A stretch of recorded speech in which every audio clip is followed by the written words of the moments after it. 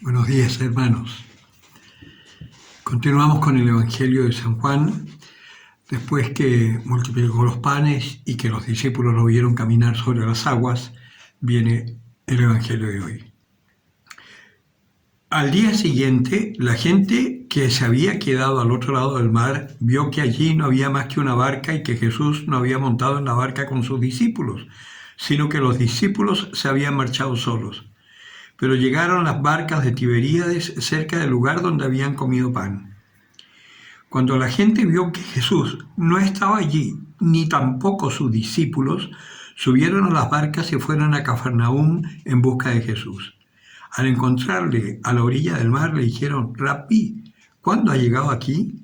Jesús les respondió: en verdad os digo, vosotros me buscáis no porque habéis visto señales, sino porque habéis comido de los panes y os habéis saciado. Obrad no por el alimento perecedero, sino por el alimento que permanece para vida eterna, el que os dará el Hijo del Hombre, porque a éste es a quien el Padre Dios ha marcado con su sello. Ellos le dijeron: ¿qué hemos de hacer para obrar las obras de Dios?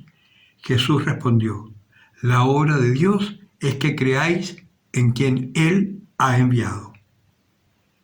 Palabra del Señor.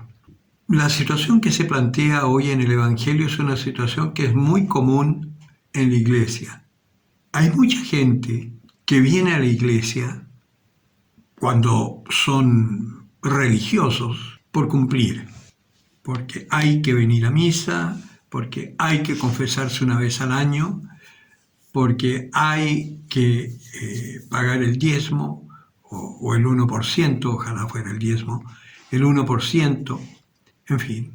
Pero no porque haya un verdadero sentido de cuál es nuestra fe y cuál es nuestra fortaleza. Con la pandemia se pudo ver que hay mucha gente muy religiosa, pero que el sentido profundo de la fe no lo tienen y se quedan más en el rito. Una de las cosas buenas de la pandemia es que nos ha hecho reflexionar y nos hemos podido dar cuenta la falta que nos hace, por ejemplo, la Eucaristía. Que ya no era solo que hay que venir a misa porque hay que cumplir, sino que porque es un alimento real para nuestra alma. Y ahora no lo tenemos y nos hace falta. El Señor por eso habla: obrad no por el alimento perecedero, sino por aquel que los lleva a la vida eterna.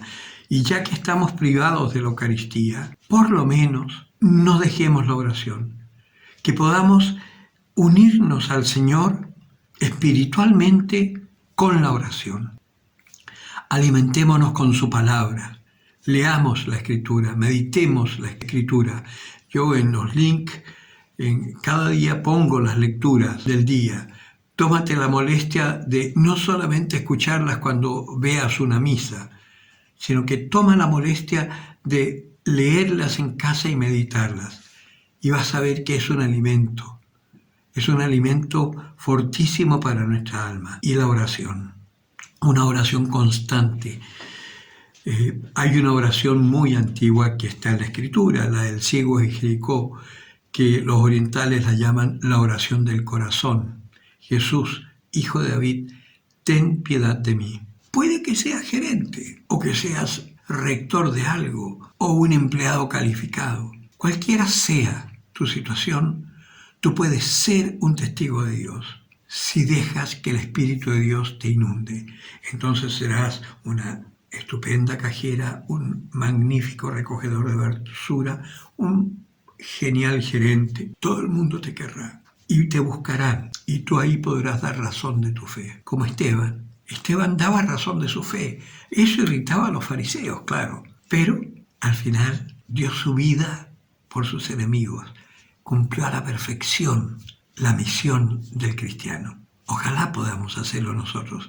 Este es un tiempo ideal para poner en práctica el amor de Dios en nosotros para los hermanos. Anímate, atrévete y vas a ver cómo Dios realmente está resucitado y está con nosotros. El que tenga oídos para oír, que oiga.